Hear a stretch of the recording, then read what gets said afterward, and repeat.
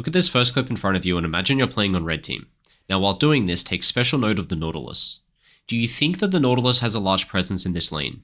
Do you find him intimidating when you look at him? And does the way he's playing make you think that maybe his jungler might be behind him? Now compare this to our second clip and look at this Nautilus before asking yourself the exact same questions. Does this Nautilus have a larger presence in the lane? Can you tell if he wants to hook in or not? And most of all, do you feel as intimidated as what the Seraphine obviously does, who's standing so far away? Looking at the way these players move side by side, you can clearly see that the Nautilus in our second clip is far more intimidating just to look at. But why? Well, you probably guessed by the video's name, that's because of body language. With body language, you can make micro adjustments in the way you control your character, and these have huge implications on the way that your enemies perceive you, which can be used to your advantage in many ways. In these clips we've looked at so far, the key to appearing more intimidating has to do with spending as much time as possible with your character facing your opponent by using a combination of rapid clicks forward and backwards. Now the Nord from our first clip made the mistake of rapidly clicking from side to side, meaning his character never faces forward, making him appear far less intimidating. But appearing intimidating isn't the only benefit of performing this trick. Nor is it the only trick that I'll teach you in today's video, where we'll cover everything you need to know about improving your character's body language in League of Legends. My name's Rogue and I played League of Legends professionally for 7 years. Now I'm a full-time content creator and coach for all ranks Iron through to Challenger. So if you want more information of what a coaching session with me will look like, you can find more information by following the link in the video description below. While you're in the description, you'll also find the link to my Patreon, where I post all of the recordings of my best coaching sessions in full. With collections sorted by role and rank, including sessions where I've coached for professional level teams, you can get a glimpse into what pro level League of Legends look like from the inside. No matter what you're looking for, you'll easily be able to find something that's going to help you improve, no matter your rank. As mentioned in the video's intro, by changing your habits in lane to click forwards and backwards instead of side to side, this puts more pressure on your opponent and makes you appear more intimidating, which can force mistakes from the enemy. Like when the Seraphine is sitting way too far away because she's scared of Nautilus, or when she wastes her E here thinking that Nautilus would go for an engage. But what it also does is it desensitizes our opponents to our aggression, making it easier to hide our true intentions when we actually want to go in.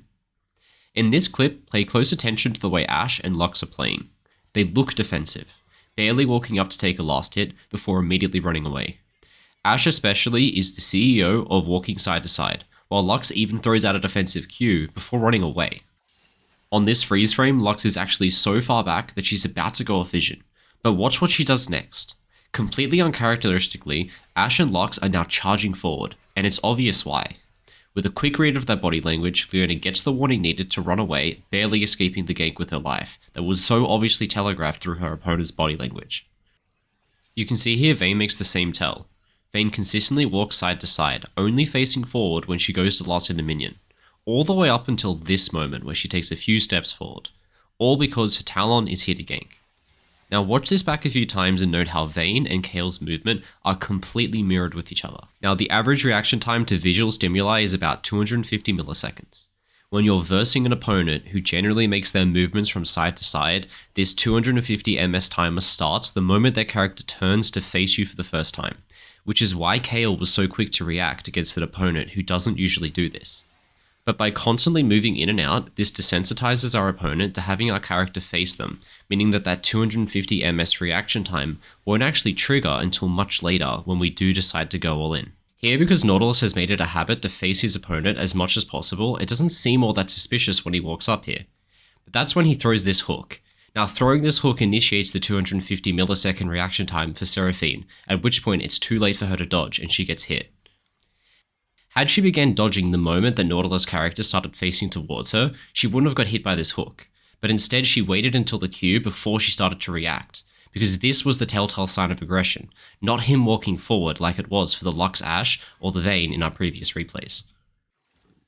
Now to demonstrate the importance of your movement in lane, I have a replay from a recorder review I did for a student about a week ago playing Kog'Maw. Now in Kog'Maw, your movement's extremely important because you don't want to telegraph when you're going to use your W since it's all of your fighting power. So watch how a Kog'Maw player plays here. He uses lots of those side to side clicks, not much backwards and forwards, and all of a sudden, you're going to see in a moment, he starts charging forward with W1. He doesn't seem to land more than just one auto attack here because it's extremely telegraphed that he's about to go forward with W. Now in this interim, where he doesn't want to fight, look at how he moves. He makes one sneaky little auto attack there, but really, Not much aggression until his W comes back up, and in just a second, you're going to see the switch completely flip in his brain.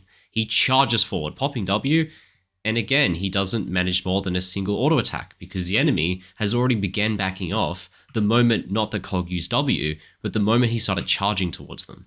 Now coming up on his third W, we're going to look for that again. All of a sudden, pops W charging at them. They back up. He ends up taking an absolutely terrible trade here. And out of 3 Ws so far, I think we've landed 3 auto attacks. Not so great. So let's skip forward just a little bit. Now, after taking a quick reset, Kog'Maw comes back to lane, catches the wave at the tower, and he's in a really good position here. He's starting a slow push, it's close to his tower, and he's going to hit level 4 before his opponent.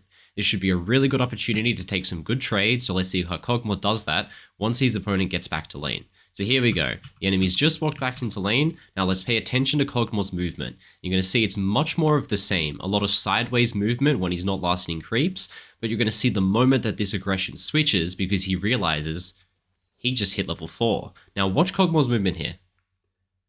It's like something snapped. All of a sudden, that side-to-side movement completely shattered. He turned his W on and charged forward. And with his W active, he didn't get a single hit on his opponent because they'd already ran away the moment they saw him face them. Now look at how he's playing right now. Again, much more passive, much more side to side, but he's just realized his W's back on. He's in a big wave. Now look at him. He's angry, and you can again see the exact moment that Kog'Maw figures out that he's now advantaged and he wants to fight. Because outside of those moments, he's walking sideways. But the moment that he realizes he hits level 4 and he's in a big wave, he charges. And because of this, out of every W he's used this lane, Kog'Maw hasn't gotten really any damage. Now Kog'Maw's mistake here was simple. He made it far too obvious what his intentions were. By playing too safe when he didn't want to trade, it made it extremely obvious when he did intend to trade. So his opponent could simply back up before he could get into range for more than just 1 or 2 attacks with his W on. Here, playing too defensively was Kog'Maw's downfall, but sometimes a defensive step back can be used to give your opponent a false sense of security, especially if they're used to you playing more aggressively. To demonstrate this, I found a 1000 LP Ahri player. Pay close attention to her movement on the lead up to this gank.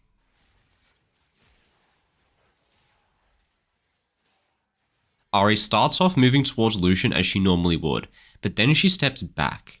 Lucian unconsciously perceives this step backwards as Ahri intending to play more defensively, so he walks forward only to realize that Rek'Sai is behind him. Now had Ahri continued to run forward here, he would have likely read into this out of the ordinary behavior and backed off escaping this gank.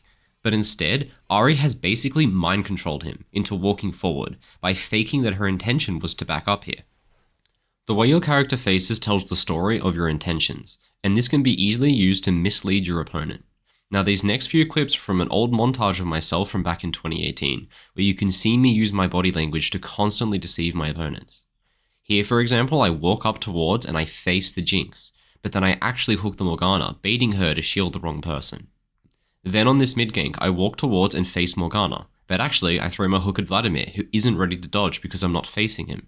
Later on in the game in this team fight, I make sure that my character faces directly to the right, but my real target is the Jinx at the top of the screen, and again, because of where I'm facing, Jinx isn't considering me a threat, and of course, I had to include this final clip because it's just so good. I face directly forward at the Alistar, to not tip him off to where exactly I'm really aiming my hook for. Body language can be used out of combat to deceive as well. Here, watch my movement after I clear this ward. I walk up slightly before doubling back and coming into the lane bush. Now here is what that looks like from the enemy's point of view. A small movement up here indicates that I intend to roam mid, so the enemy Pyke who is walking out of base instead hovers towards mid to block my potential roam. But in reality, I've doubled back and I'm just hiding in the lane bush this entire time. Now everything covered in this video can be summarized quite easily. The way that your character faces tells a story of what you intend to do, and your opponent will unconsciously read into it. So make it harder for them to read into you by altering your movements to be in and out instead of side to side. That way when it comes time for you to reveal your true intentions, they don't know if this time it's real or if you're just faking it like usual. My name's Rogue, and if you want to schedule in your own coaching session with me, whether it be to improve your micro, your macro, or anything in between, you can look at where to book session in by following the link in the video description. What I'd also love for you to do is to join my Discord community, also linked in the video description. I try to get my community together weekly for some fun games, and would love to get some new members to join so we can hopefully fill out enough slots to get some 5v5 customs going. So if you have any questions, suggestions, or if you just want to find a duo partner for solo queue, my Discord community is where you can do all of that. And as always guys, thanks for watching.